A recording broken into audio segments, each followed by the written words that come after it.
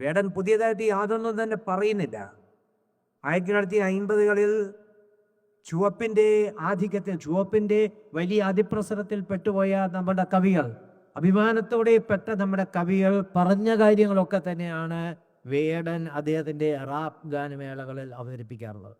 അതുമാത്രമല്ല 1939 മരിച്ചുപോയ പൊയ്കേലപ്പച്ചൻ്റെ പാട്ടുകൾ അദ്ദേഹം പാടുന്നുണ്ട് എന്നുള്ളതാണ് വേറെ പ്രത്യേകത. എന്ന് പറഞ്ഞാൽ പുത്തനല്ല ഇതെന്ന് തന്നെ. നിങ്ങൾ ആ പാട്ട് കേട്ടിട്ടുണ്ടെങ്കിൽ ഇങ്ങനെ ഒരു പാട്ട് നിങ്ങൾ കേട്ട് കാണാം. പുലയരെല്ലാരും കൂടി ചേരമരായാൽ എന്താ, പുലയന്റെ പുല മാറുമോ, ഈ കേരളത്തിൽ അതിനൊരു ശുഭം വരുമോ. ഇത് 1939 മരിച്ചുപോയ പൊയ്കേലപ്പച്ചൻ അതിന് മുമ്പ് എഴുതിയ പാട്ടാണ്.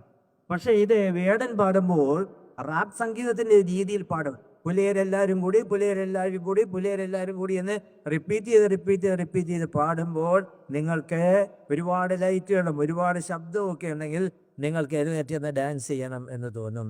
എനിക്ക് നിങ്ങളെ കൊണ്ട് ഡാൻസ് ചെയ്യിപ്പിക്കാൻ ഒരു താല്പര്യമില്ലാത്തത് കാരണം ഞാൻ അങ്ങനെ റിപ്പീറ്റ് ചെയ്തതൊന്നും പറയുന്നില്ല. ആ പാട്ടിങ്ങനെയാണ്. പാട്ട് അദ്ദേഹത്തിൻ്റെ ആയുധമായിരുന്നു.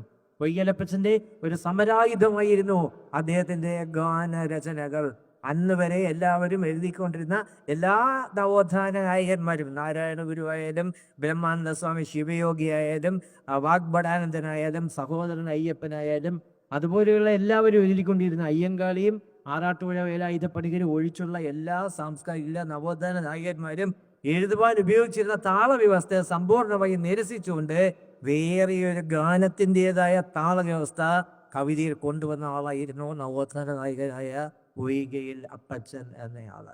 അദ്ദേഹത്തിന്റെ പാട്ട് ഇങ്ങനെയാണ്: പുലയരെല്ലാരും കൂടി ചേരമരായാൽ എന്താ, പുലയന്റെ പുല മാറുമോ, ഈ കേരളത്തിൽ അതിനൊരു ശുഭം വരുമോ.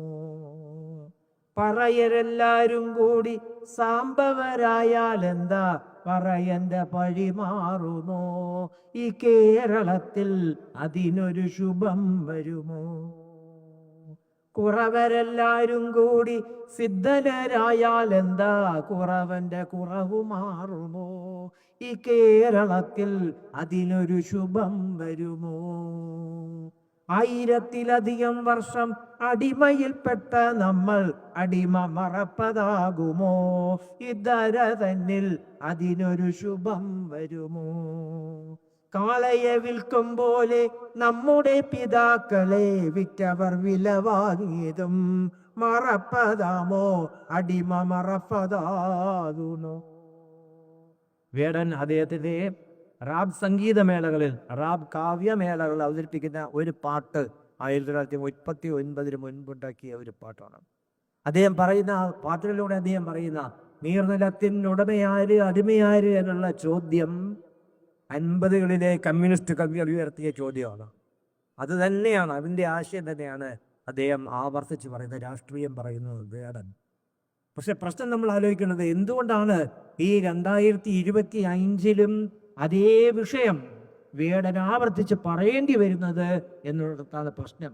എന്ന് പറഞ്ഞാൽ ആ വിഷയം ഇപ്പോഴും പ്രസക്തമാണ് എന്നാണ് അതിൻ്റെ അർത്ഥം.